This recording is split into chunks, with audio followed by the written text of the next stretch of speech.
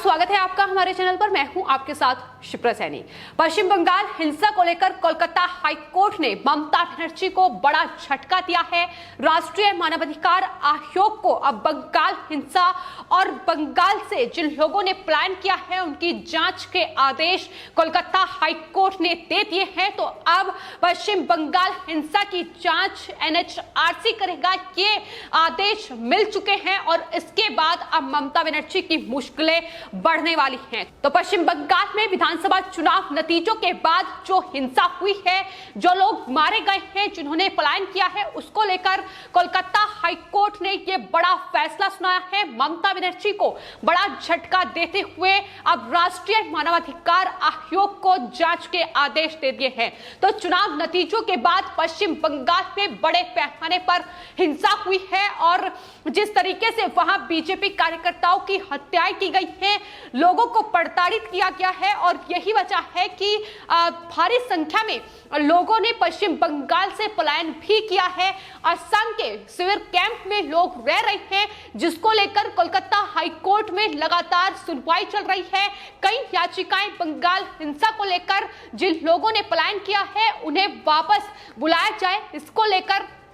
लगातार याचिकाओं पर सुनवाई कोलकाता हाईकोर्ट में चल रही है और इन्हीं याचिकाओं पर कोलकाता हाईकोर्ट सुनवाई कर रही थी, जिसमें यह आरोप लगाया था कि दरअसल 2021 विधानसभा चुनाव नतीजों के बाद तृणमूल कांग्रेस के सत्ता में आने के बाद बीजेपी कार्यकर्ताओं को निशाना बनाया गया है। याचिका में यह भी कहा गया था कि कई को हिंसा के कारण अपने घर छोड़कर भागना पड़ा है और वहां पश्चिम बंगाल में वापस उन्हें लौटने नहीं दिया जा रहा है। अधिवक्ता मोनिका अरोड़ा की ओर से याचिका कोलकाता हाईकोर्ट में दायर की गई। इसके अलावा भी कई याचिकाएं कोलकाता हाईकोर्ट में इस वक्त हैं बंगाल हिंसा को लेकर, जिन पर सुनवाई हुई। आपको बता दें, कोलकाता हाईकोर्ट की 5 जजों की पीठ ने इस पूरे मामले की सुनवाई की है और एक बार फिर से सवाल ममता बनर्जी पर उठाए गए हैं कि दरअसल ममता बनर्जी साफ तौर पर पश्चिम बंगाल में हिंसा से इनकार कर रही हैं, लेकिन कोर्ट को जो रिपोर्ट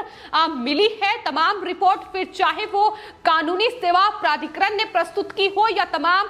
दूसरी याचिकाओं के जरिए उन्हें जानकारी मिली हो, दरअसल वो एक अलग पश्चिम बंगाल की तस्वीर को बयां करते हैं। जो ममता बनर्जी बता रही हैं उससे बिल्कुल उलट फिलहाल पश्चिम बंगाल की तस्वीर है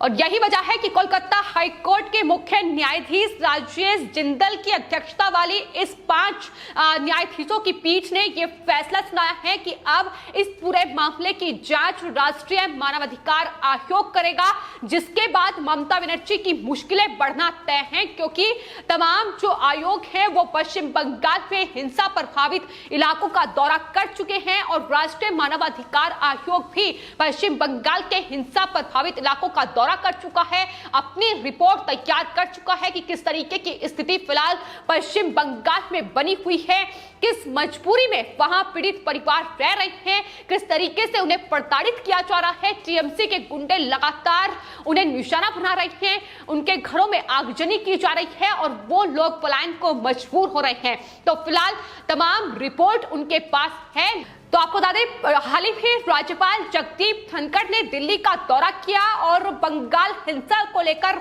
तमाम रिपोर्ट जो है वो राष्ट्रपति से लेकर गृह मंत्री अमित शाह को सौंपी गई। तमाम जानकारी बंगाल में क्या कुछ स्थिति बनी हुई है, इसकी जानकारी गृह मंत्री तक पहुंचाई गई। लेकिन इस दिल्ली दौरे के दौरान राष्ट्रीय मानवाधिकार आयोग के अध्यक्ष अरुण कुमार मिश्रा से भी राज्यपाल जगदीप धनखड़ ने मुलाकात की। उन्होंने ट्वीट करते हुए इस बात की जानकारी दी थी कि शिष्टाचार मुलाकात ये एनएचआरसी के अध्यक्ष के साथ उनकी रही, लेकिन जाहिर तौर पर तमाम पश्चिम बंगाल हिंसा को लेकर रिपोर्ट जो है वो कहीं ना कहीं राष्ट्रीय मानवाधिकार आयोग के अध्यक्ष को सौंपी गई होगी और ऐसे में कोलकाता हाईकोर्ट का यह फैसला कि अब एनएचआरसी इस पूरे मामले की जांच करेगा और अपनी रिपोर्ट कोलकाता हाईकोर्ट में सौंपेगा, तो जाहिर तौर पर ममता बनर्जी के लिए बड़ा झटका है। हालांकि आपको बता दें, इससे पहले सुप्रीम कोर्ट की अधिवक्ता मोनिका अरोड़ा ने एक पूरा नेतृत्व था, बुद्धिजीवी जिसमें थे, शिक्षक थे, प्रोफेसर थे, उनकी एक प्रतिनिधि मंडल ने एक रिपोर्ट पश्चिम बंगाल हिंसा को लेकर तैयार की थी। 2021 में बंगाल में खेला नामक ये रिपोर्ट थी जो कि केंद्रीय गृह राज्य मंत्री को उनके द्वारा सौंपी गई थी। तो पश्चिम बंगाल हिंसा को लेकर लगातार तमाम जो आयोग हैं, फिर चाहे वो राष्ट्रीय मानवाधिकार आयोग हो, महिला आयोग हो, दलित आयोग हो, अपनी रिपोर्ट तैयार कर चुके हैं। तमाम इन आयोग के पास पश्चिम बंगाल में क्या कुछ परिस्थिति बनी हुई है इसकी रिपोर्ट है और जाहिर तौर पर यह रिपोर्ट केंद्रीय गृह मंत्रालय तक भी पहुंचाई गई है। तो ऐसे में बंगाल हिंसा से जो ममता बनर्जी साफ तौर पर इनकार कर रही है, उस पर सवाल एक बार फिर से कोलकाता हाईकोर्ट की तरफ से उठाए गए हैं कि दरअसल जो जानकारी याचिकाओं के जरिए और साथ ही बंगाल के कानूनी सेवा प्राधिकरण ने जो रिपोर्ट कोलकाता हाईकोर्ट में पेश की है, वो बंगाल की एक अलग तस्वीर को दिखाती है। कोर्ट ने साथ ही यह भी कहा है कि बंगाल सरकार को अपनी पसंद के तरीके से आगे बढ़ने की अनुमति नहीं दी जा सकती है और यही वजह है कि उसके बाद कोर्ट ने यह निर्देश दिए हैं कि जिस तरीके की परिस्थिति फिलहाल पश्चिम बंगाल में बनी हुई है, अब तमाम जो शिकायतें हैं जो पश्चिम बंगाल हिंसा से पीड़ित लोग कर रहे हैं, उसकी जांच एनएचआरसी करेगी, क्योंकि यह देखा गया है कि बंगाल हिंसा के जो पीड़ित हैं उनकी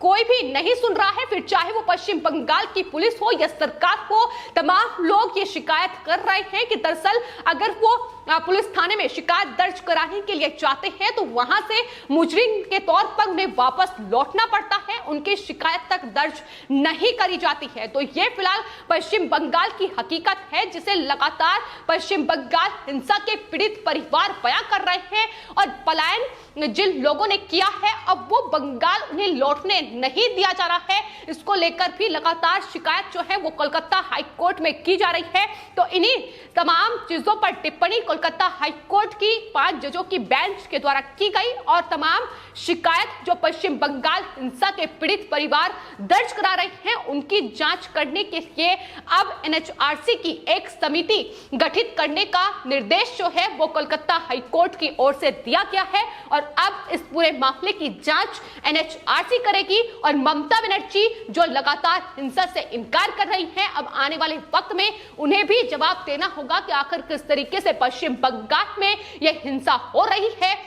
और टीएमसी के अपराधियों पर वो एक्शन क्यों नहीं ले रही है, क्योंकि लगातार अब कोलकाता हाईकोर्ट ममता बनर्जी को बंगाल हिंसा को लेकर लगातार सवाल ताक रहा है कि दरअसल राज्य के तमाम लोगों की सुरक्षा करना, उन्हें सुरक्षा मुहैया कराना ये राज्य सरकार का दायित्व है, लेकिन राज्य सरकार पूरी तरीके से इस पूरे मामले में फेल नजर आ रही है। ये टिप्पणी भी कोलकाता हाईकोर्ट की तरफ से पहले की गई है, लेकिन एक बार फिर से जब सुनवाई कोलकाता हाईकोर्ट में हुई तो ममता बनर्जी को बड़ा झटका देते हुए एनएचआरसी की एक समिति का गठन करने का निर्देश दिया गया जो बंगाल हिंसा और साथ ही जो पलायन जिन लोगों ने किया है उनकी जांच करेगी और अपनी रिपोर्ट आने वाले वक्त में कोलकाता हाईकोर्ट में सौंपेगी और अब इस पूरे मामले की सुनवाई 30 जून को होगी। लेकिन फिलहाल जिस तरीके के हालात पश्चिम बंगाल में हैं और जिस तरीके से हिंसा का दौर जारी है, हर रोज वहां लोगों की हत्याएं की जा रही है, खुलेआम ये गुंडागर्दी देखने को मिल रही है। इस पर पश्चिम बंगाल की मुख्यमंत्री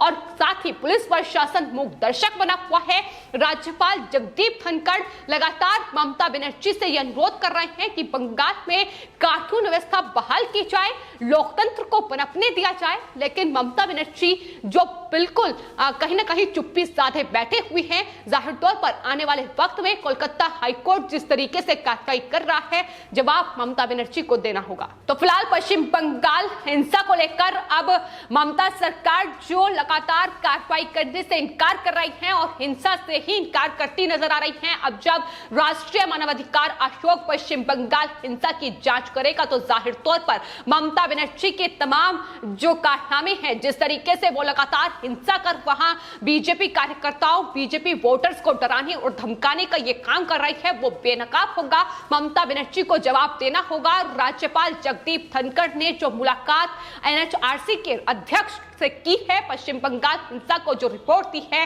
वो रिपोर्ट भी कहीं ना कहीं महत्वपूर्ण साबित होने वाली है आने वाले वक्त में। अब देखना होगा कि आखिर राष्ट्रीय मानवाधिकार आयोग क्या कुछ बंगाल हिंसा को लेकर अपनी रिपोर्ट आने वाले वक्त में कोलकाता हाई कोर्ट में सौंपता है। फिलहाल आपकी इस पूरे मामले पर क्या राय है हमें कमेंट बॉक्स में जरूर लिखें और चैनल को सब्सक्राइब करें। धन्यवाद।